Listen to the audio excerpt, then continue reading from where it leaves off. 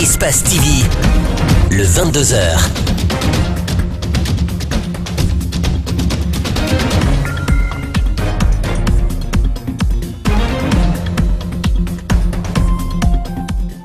Vous regardez Espace TV, c'est un plaisir de vous retrouver, mesdames et messieurs, bonsoir.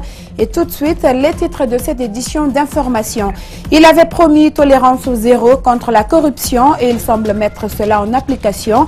Sur proposition d'Ibrahima Kassory Fofana, le président de la République a révoqué de leurs fonctions les directeurs généraux de l'EGP et de l'OGC pour malversation financière. Les cours et tribunaux sont paralysés depuis ce vendredi et pour cause, les greffiers sont en grève. Au nombre de 150, ces jeunes greffiers réclament l'application de leur statut particulier tel que promis par le chef de l'État en 2016. Et puis des franciliens dans la galère qui prennent un nouveau départ dans le Cantal. Après 4 ans de tests, bilan du dispositif, un toit, un emploi visant à relocaliser dans ce département rural à des personnes en situation de précarité. Encore une fois, bonsoir. Les directeurs généraux de l'Office guinéen de publicité OGP et de l'Office guinéen des chargeurs OGC viennent d'être relevés de leurs fonctions pour malversation financière. Et dans le décret annonçant le limogeage de ces deux cadres, il est demandé à l'agent judiciaire de l'État de poursuivre Paul Moussa Diawara et Sékou Camara, ce qui est une première sous l'ère Alpha Condé. L'équipe des Grandes Gueules, à l'origine de ces révélations, regrette le retard de la prise de cette décision et invite le gouvernement à poursuivre la lutte contre la corruption. Idrissa Barry et Abdoulaye Camara ont rencontré l'un des chroniqueurs de cette émission et voici leur compte-rendu. La nouvelle est tombée ce jeudi soir sur les ondes des médias d'État. En plus de leur limogeage, les directeurs généraux de l'Office guinéen de publicité et de l'Office guinéen des chargeurs sont accusés de malversation financière. Le décret précise que l'agent judiciaire de l'État a été saisi pour enquêter sur l'affaire. Si à l'Office guinéen de publicité, c'est un audit initié par le conseil d'administration de cet organe qui a établi ce présumé détournement de plus de 14 milliards de francs guinéens, alors que reproche-t-on à Sékou Camara, directeur général de l'Office guinéen des chargeurs? Tamba Zakari Minimono, chroniqueur dans les Grandes Gueules sur Radio Espace à l'origine de ces révélations, apporte des éléments de réponse. À l'ouverture de cette enquête sur l'OGC, on était à 8 milliards de fonds détournés. Alors, personne n'a voulu prendre le taureau par les cornes. On en est venu à plus de 25 milliards de francs guinéens aujourd'hui. Reste à voir comment est-ce que tout cela va se passer pour que l'argent soit remboursé. Moussa Diawara, là aussi, beaucoup d'argent, on parle de 14 milliards à rembourser, plus de 24 milliards à justifier, l'utilisation de plus de 24 milliards à justifier. Ça reste, là également, comme j'ai dit au départ, on aurait aimé que ça n'arrive pas là. En plus des deux directeurs généraux, leurs agents comptables respectifs ont été aussi démis de leurs fonctions. Dans ces différentes émissions, les animateurs des Grandes Gueules qui ont mené plusieurs investigations sur des dossiers de détournement regrettent le retard dans la prise de cette décision. On peut toujours avoir de la volonté, telle que c'est affiché par le ministre Kassory Fofana. Il n'est pas à sa première, il faut le dire, même si lui-même, il y a pas mal de bruit qui tourne autour de lui, ça reste à vérifier. Donc il peut y avoir de la volonté de la part d'un gouvernement, mais il faut ensuite que ce soit suivi d'action. Moi, je ne veux pas beaucoup rêver. J'attends de voir ce que ça peut donner, parce que même la texture du gouvernement aujourd'hui ne me rassure pas. Pour bon nombre d'observateurs, cette lutte enclenchée par l'équipe de Kassory ne doit pas en rester là. La lutte contre la corruption doit se poursuivre dans tous les services publics, conformément à l'engagement du Premier ministre lors de son discours de prise de service. Ceci afin d'assainir les finances de l'État. Au lendemain de leur limogeage, les acteurs politiques et ceux de la société civile se prononcent. Paul Moussa Diawara et Sékou Camara, respectivement directeurs de l'Office guinéen des publicités et celui de l'Office guinéen des chargeurs, vont faire l'objet d'une poursuite judiciaire de la part de l'agent judiciaire de l'État. Reportage Abdourahmane Ba et Mamadou Boy Diallo et Lamine Silla. À la surprise du peuple guinéen, Paul Moussa Diawara et Sékou Camara sont révoqués de leur fonction de directeur de l'OGP et de l'OGC par un décret présidentiel datant du 7 juin. La particularité de cette décision, les concernés sont démis pour malversation financière, une situation qui requiert des poursuites judiciaires. Cette action sera menée jusqu'au bout. Cet activiste pour la transparence reste méfiant d'ici l'ouverture d'un procès. Moi, j'attends, comme on a dit, c'est que lorsqu'on vous évalue, on trouve que vous avez mal fait, eh bien, il faut que le processus continue et qu'il aille à son terme. Le terme, si vous voulez, ce qu'on a dit, il va y avoir une poursuite devant le tribunal. En mars 2015, Makanira, ministre de la Communication à l'époque, a voulu sanctionner Paul Moussa Diawara, mais en vain. Aujourd'hui, ce dernier se réjouit de la décision et espère que lumière sera faite. Je le considère comme un présumé innocent, parce que c'est la présomption d'innocence. La vérité légale est détenue par la justice. Je souhaite que tous ces droits soient reconnus, mais ce qui est évident, c'est un bon signal et un bon départ pour le Premier ministre Kassouri Fofana. Les différents gouvernements guinéens ont toujours été la cible de la population pour malversation financière et corruption. D'après ce temps politique, de telles actions vont permettre à la Guinée d'effectuer un bon décollage économique. Si tous ceux qui gèrent un franc de l'État se rendent compte qu'ils sont comptables des actes qu'ils posent, je vous assure que la Guinée va prendre rapidement sa place dans le concert des nations émergentes. Cette volonté de transparence va-t-elle aller jusqu'au bout?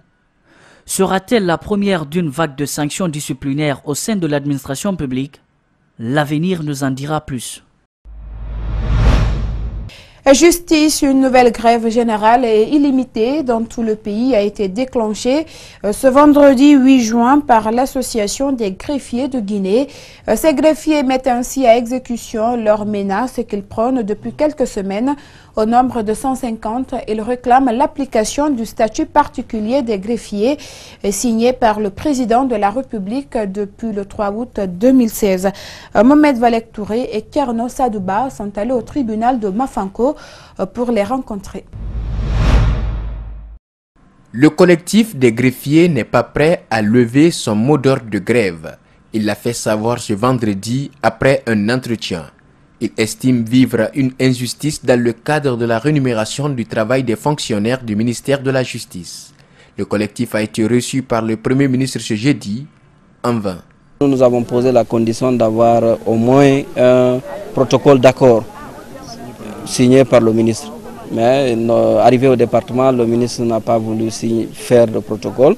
Donc c'est ce qui a fait que, puisque nous n'avons pas eu de garantie suffisante pour lever le mot d'ordre, c'est pourquoi on a continué, sinon ce n'était pas de notre volonté seulement d'aller en grève.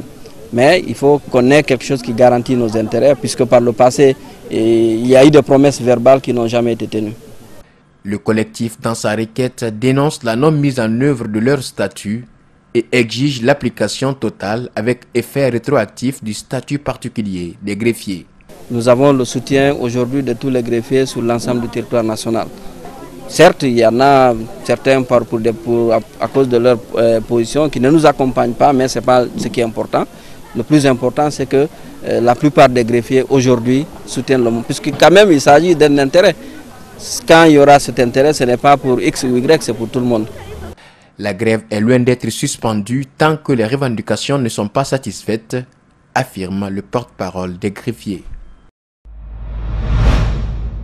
Et puis, dans les tribunaux, les conséquences ont été directes et sévères. Malgré le service minimum lancé par certains tribunaux, les activités sont restées paralysées toute la journée. C'est un constat de Mamadou Saluba et de Abdoulaye Kamara. Les greffiers ont-ils été solidaires? Ont-ils réussi leur mouvement? Pour répondre à ces questions, nous sommes allés dans les différents tribunaux de la capitale. Première étape, Mafanko. Ici, les administrateurs ont tenu à laisser les portes entrouvertes. Quelques gardes sont visibles, aucun avocat a découvert, aucune audience n'est tenue selon des sources. Autre tribunal, autre image. Ici, le greffier en chef nous laisse entendre qu'une audience correctionnelle s'est bien déroulée. Mais quelques minutes plus tard, d'autres sources infirment les confidences du greffier en chef. La salle d'audience silencieuse, les bancs des avocats vides, aucun visiteur, aucune audience aussi. À quelques kilomètres de là, la réussite des grévistes se vérifie sur les images. Ici, au TPI de Dixine, c'est une journée de travail exceptionnelle. Certains avocats se sont présentés le matin, mais aucun greffier n'est venu, aucune audience tenue. Elles étaient pourtant prévues.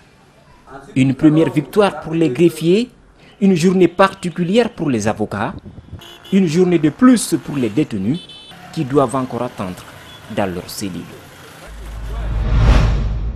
Le géant minier chinois Chalco a signé une convention ce vendredi avec le ministère des Mines et de la Géologie autour du projet BOFA. Cette signature entre dans le cadre du contrat argent contre mines et infrastructures entre la Guinée et la Chine.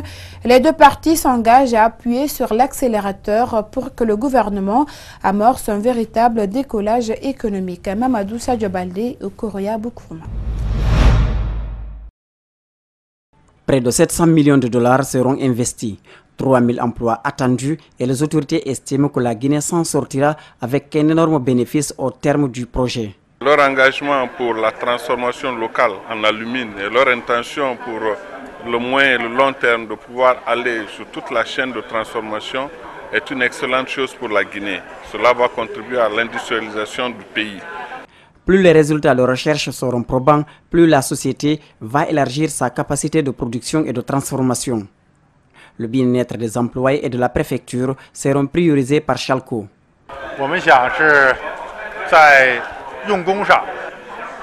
Donc, concernant l'approvisionnement des matériaux, des matières premières, s'il existe une suffisante quantité de ces matériaux, on va les utiliser. Donc, concernant la promotion de la croissance économique de Guinée et l'apport du bonheur au peuple guinéen, Chinalco va faire de son mieux.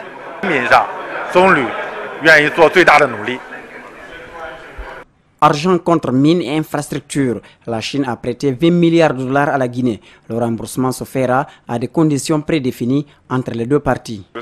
Une partie des revenus de ce projet servira à financer, à rembourser les prêts qui seront contractés pour la réalisation des infrastructures. Le ministre du Budget pense déjà aux sources de revenus que son département pourrait récolter pour permettre à l'économie guinéenne de souffler.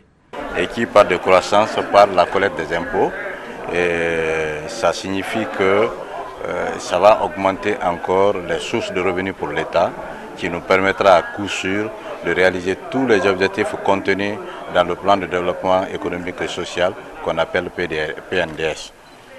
Avant la fête de l'indépendance guinéenne, Chalco promet d'honorer une partie de son engagement. À peine reconduit dans ses fonctions, le ministre de l'Énergie veut poursuivre ses œuvres dans le domaine hydraulique et électrique. Cheikh Talibi Silla était récemment sur le chantier du 4e projet d'adduction d'eau et sur des sites de barrages hydroélectriques que possède la Guinée. Et à travers cette tournée, le ministre a voulu s'enquérir des problèmes de ces deux secteurs. C'est un reportage signé Gibrilba, rendu en studio par Aminata Silla. Améliorer la desserte en électricité et celle de l'eau potable à long terme sont les nouveaux défis que compte relever Dr Cheikh Talibi Silla après sa reconduction à la tête du ministère de l'Énergie. Accompagné d'une forte délégation, il s'est rendu sur le site de Badi Baki dans Dubrika pour le 4e projet, à Yesoulon au camp de la SEG et à Kindia avec l'administrateur de l'EDG. À Badi Baki, avec le 4e projet d'adduction d'eau, l'objectif est de combler le déficit actuel d'eau dans la ville de Conakry et ses environs. Hydrométriques qui ont été effectués en 2008, on pouvait prendre ici 900 litres d'eau par seconde pour pouvoir alimenter la ville de Conakry pour une longue période de plus de 10 ans, voire même plus de 20 ans, voire même 50 à 100 ans. Kaloum n'avait jamais connu de délestage, mais Kaloum aujourd'hui subit les mêmes rythmes de délestage que tous les autres quartiers de la périphérie de Conakry. À Yessoulou, les travaux de rénovation évoluent à pas de caméléon, mais le département reste optimiste. Bon, je dirais que l'espoir est permis. Et il faut reconnaître que le projet de réhabilitation de la station de traitement de Yessoulou, qui concernait la première station réalisée depuis 1964, ces travaux ont pris un certain retard. La SEG a eu une implication dans l'exécution de ce projet. Chemin faisant, la délégation s'est rendue à Kindia où les barrages hydroélectriques de Donkea, Bagnéa et la Grande Chute sont menacés. Mais aussi, elle a constaté la vétusté des engins qui s'y trouvent. C'est une véritable désolation. Les populations de Conakry exigent, ou bien les populations de réseaux interconnectés exigent d'avoir le courant 24 heures sur 24. Mais qu'on regarde aussi la force de l'homme. 37 employés de la société Intercom Security ont été déguerpis du siège de l'entreprise ce vendredi et ces travailleurs auraient exigé des primes de désintéressement après la vente de la société. Alceni Bari et Yacouba Traoré. Isaac est un employé d'Intercom Security depuis 20 ans. Sa descente aux enfers commence le 7 septembre 2017. Lorsque ses camarades de lui sont informés de la vente de leur société à un ancien employé de la boîte. Dès lors, ils réclament les règlements pour leurs services rendus à la société, comme le prévoit la loi, selon eux. Depuis le mois de décembre, on n'est pas à payer certains de nous. Ils sont arrêtés à payer le mois de décembre. Moi-même, j'étais en congé le mois de novembre. Décembre, on venait maintenant travailler, on n'était pas à payer. Maintenant, il y a des gardes aussi qui continuent à demander pour les règlements. Quand tu parles, ils bloquent ton salaire. Quand tu parles, ils bloquent ton salaire. C'est ça qui a fait même nos amis qui sont là-bas. Dans l'intimidation, eux, ils sont pères. Parce que quand ils bloquent ton salaire, tu es père de famille. Tu n'as rien où gagner. C'est dans le travail là, tu vas avoir peur. Ils sont 37 sur plus de 700 à revendiquer leur dû. Le nouvel employeur Mohamed Bamba Kamara aurait fusionné Intercom avec sa nouvelle société Altop. S'ils ne sont pas contre la vente et la fusion de leur société, ils fustigent la démarche. La manière de la vente d'abord, nous n'avons pas confiance. Ça s'est passé dans la plus grande opacité du monde. Le papier qu'on nous a montré ici, soi-disant, c'est les papiers de vente. La signature a été scannée de Californie en Guinée. Comment la vente d'une société qui a existé pendant 20 ans dans un pays démocratique, on peut scanner une signature? C'est responsable. Ça fait partie de choses qui nous ont découragés. On dit là, ça c'est pas clair. Nous, passez-nous notre droit, nous on va quitter. On va laisser entrer. C'est là-bas qui est devenu problème. Ce matin, les forces de l'ordre ont fait une immersion dans les locaux que ces agents occupaient. 2 d'entre eux ont été interpellés. Le responsable a vidé le contenu des bureaux.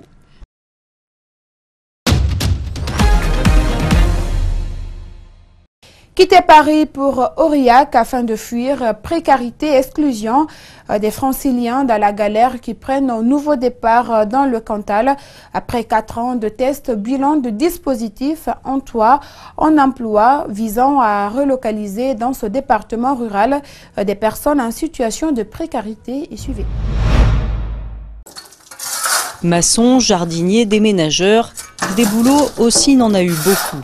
Après une séparation difficile et des années de galère à Paris, il est arrivé ici, à Aurillac, début 2018. 600 km pour repartir de zéro. C'est tout effacer, tout le passé, et pour mieux se rétablir. C'est surtout ça le but. C'est de se reconstruire bien comme il faut.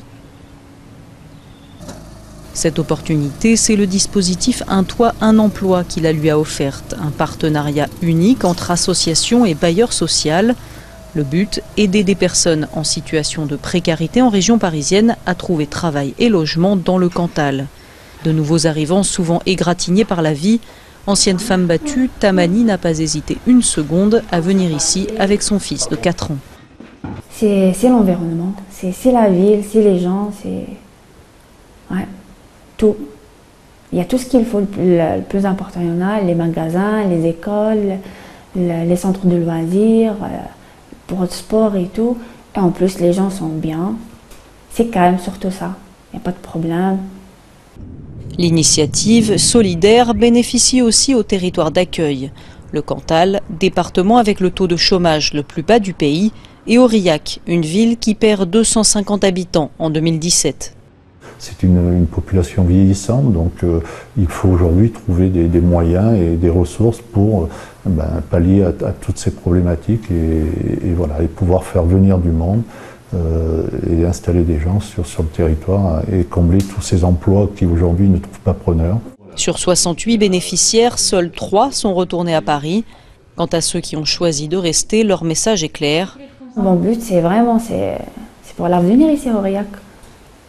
Je ne suis pas prête à changer, non, pas du tout. Maintenant, je suis installé ici, je ne bouge plus d'ici. Voilà.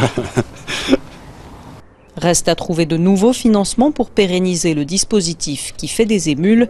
Le lot voisin est déjà intéressé. Et restons toujours à Paris pour faire du saumon. Pas besoin de peser 150 kg. Le saumon, ce n'est pas que pour les gros. C'est le slogan du club Paris Saumon. Le seul du genre en France avec ses 18 adhérents au gabarit très variable. La Ligue très confidentielle entend faire une place aux amateurs de ce sport. Sur le sol, il tape sur le sol et tout. Henri est un religieux chrétien. Entre 2 prières, il pratique un autre rituel dominical, le sumo. Après un bon échauffement, il aide ses camarades à enfiler leur mawashi, la ceinture des sumotori. Puis commencent les combats, une pratique qui pour lui n'a rien d'incompatible avec sa foi. C'est pas violent, dans le sens où c'est très symbolique et en même temps on est vraiment dans quelque chose de très simple. Enfin, les règles sont très simples. On utilise vraiment sa force, il n'y a pas des techniques secrètes, un côté très compliqué, ésotérique. Et il n'y a pas de violence. En fait, on sort l'autre, il y a une victoire très très symbolique en fait. Et on se fait pas mal. C'est pas si mal, Roman, c'est pas si mal. Voilà. Ici, pas de compétition. D'ailleurs, ce club est le seul de France, avec 18 adhérents. Le mot d'ordre, évitez surtout de se prendre au sérieux.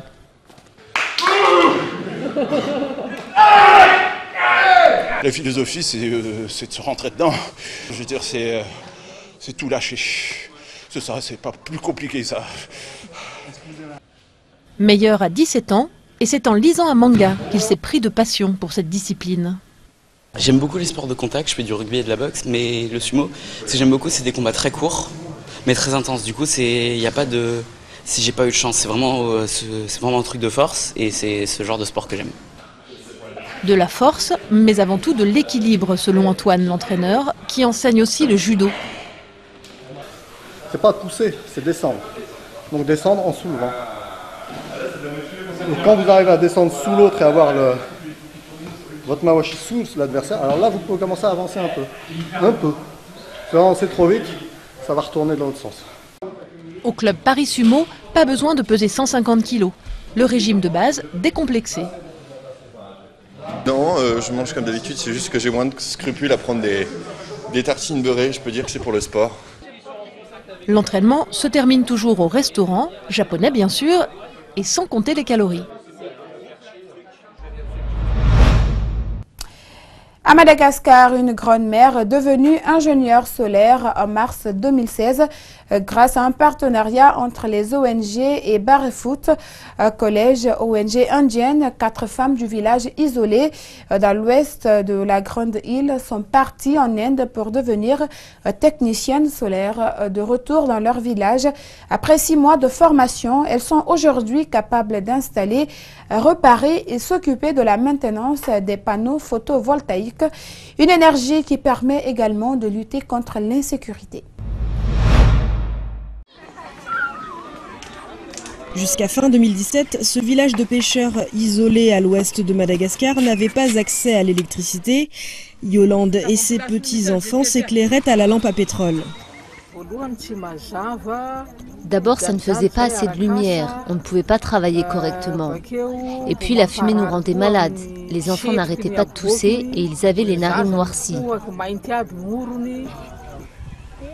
Mais aujourd'hui, près de 200 logements sont équipés de panneaux solaires et ce sont Yolande et 3 autres femmes du village qui assurent l'installation et la réparation des équipements. Un savoir-faire acquis en Inde où elles ont été formées en tant que techniciennes solaires.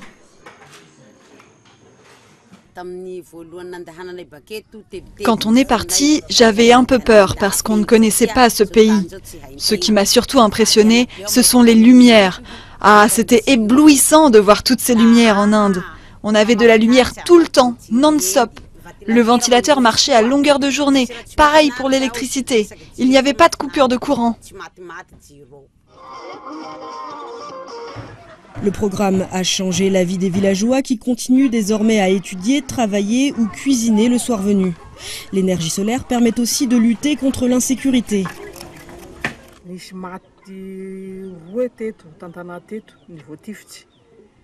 Il y a déjà eu 2 morts ici. Ils ont été tués par balle. C'est pour ça qu'on veut éclairer à l'extérieur pour voir les bandits de loin et pouvoir fuir à temps ou bien se préparer. D'ici 2030, le projet prévoit d'approvisionner 630 000 ménages en énergie solaire. Un bond en avant pour les villages concernés dans un pays où 94% de la population est privée d'électricité. Et voilà, c'est la fin de ce journal réalisé par toute l'équipe technique d'Espace TV. Merci à tous de l'avoir suivi et surtout l'info continue sur notre site web www.espacetvguinée.info et bonsoir.